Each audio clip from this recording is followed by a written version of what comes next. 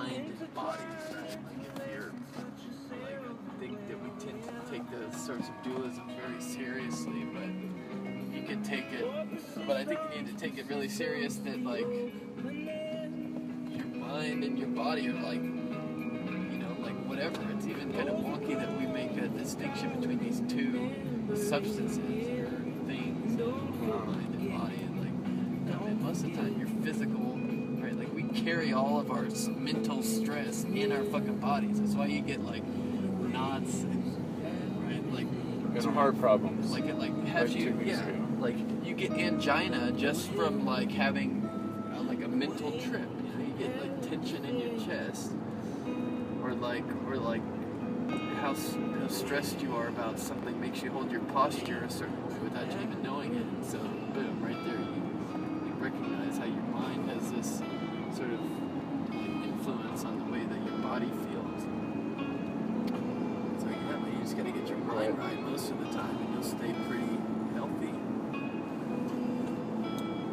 Oh yeah.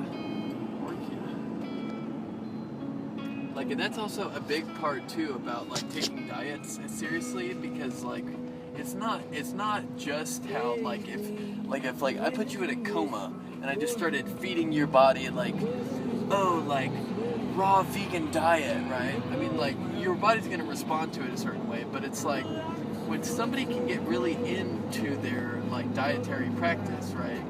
That keeps you healthy because you have this like this sort of like, you know, it's almost like prayer beads, right? Like something that you focus on, and and so you feel really good going to Whole Foods and spending an absurd amount of money on this like really fresh and shiny, like first pick out of the batch produce, right? And you're like, yeah, I'm going vegan and doing this, and like, oh, look at these nuts, they're $8 for a half pound, you know, you know, like all that stuff goes into how healthy you feel, right? It's because you're psyched about something, and yet, like, you know, like your physiology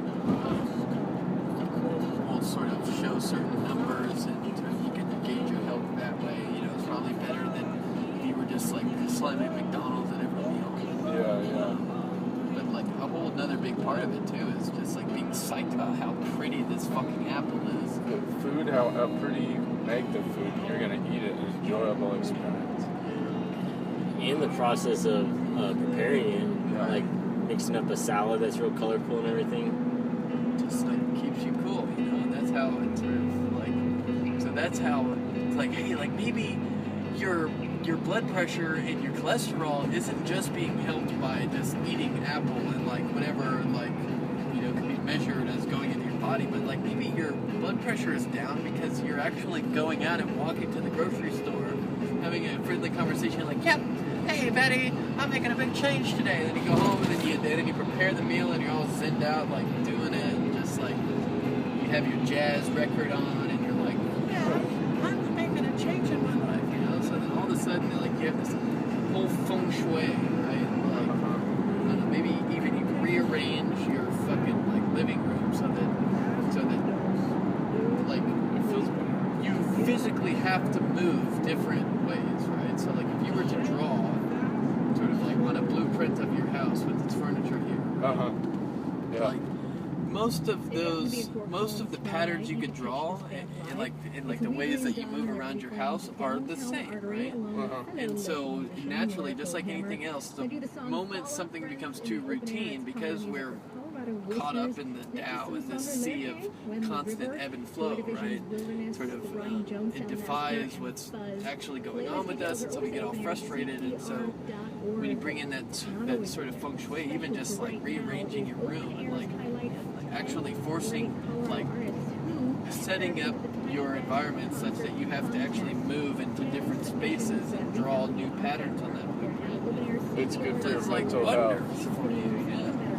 Because everything has changed, you know, like you don't have to like move to a different city every fucking 2 years just to get that sort of thing going on. maybe it'd help though. In 1.5 miles, Yeah, it could help. Yeah. Like, you know, that's another strategy. But I'm saying, like, maybe if you don't want to do that, then just sort of move your plates and your bowls To a different cupboard. To a different cupboard, you know? Yeah, dig Or it. start using your left hand to brush your teeth in the heat and the fucking beat off. Oh yeah. Spice it up. So, did you change your room a lot whenever you're growing up? you're so At soft. your parents' house? For sure. Shake. Yeah. Can you shake? And I still do it now, like every 6, 7, 8 months. I don't have a room. Well, then you change it all the time. I sure do. Come here. Come here.